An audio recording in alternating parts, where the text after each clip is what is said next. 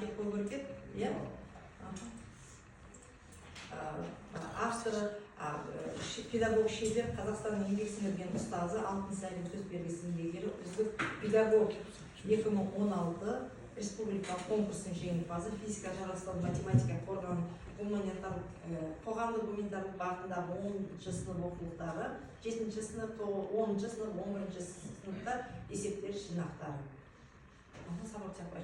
Импакт олимпиадасының жюриі есепті құрастырушы кісі.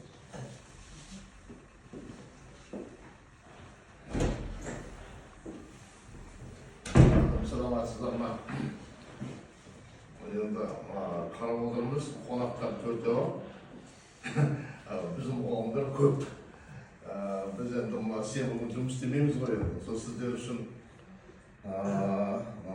жұмыс істеп отырмыз. Әрине өкінішті физиктердің, команда физиктердің келмегені.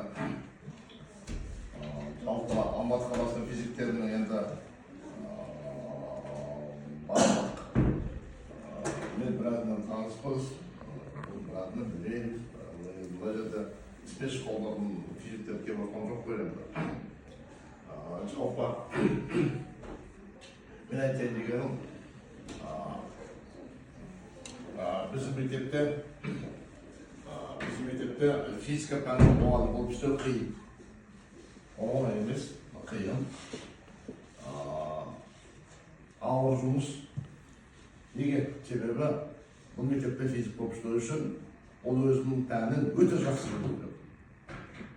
7-ші класстан бастап 11-ші классқа шейін. Екінші, сол өте жақсы білетін пәнін оқушыларға өте жақсы түсіндіретін әдістемесін меңгеру керек. Үшінші, балалар жақсы білу керек. Міне осындай 3 шарт орындалса ғана физика математика мектебінде физик пәнінің мұғалімі істеуге болады. Әрине жұмыс ауыр, бір абыройды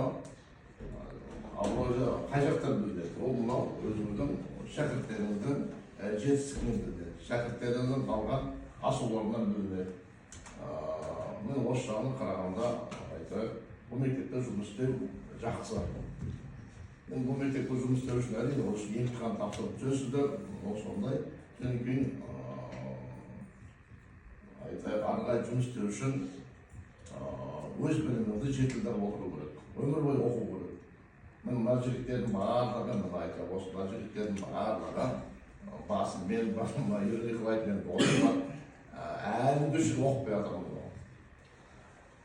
Енді қысқаша сіздерге мынандай айтайын дедім.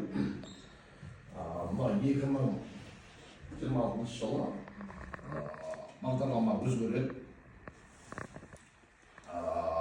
Біріккен достар дейміз ғой, ол қабылданып қойылды.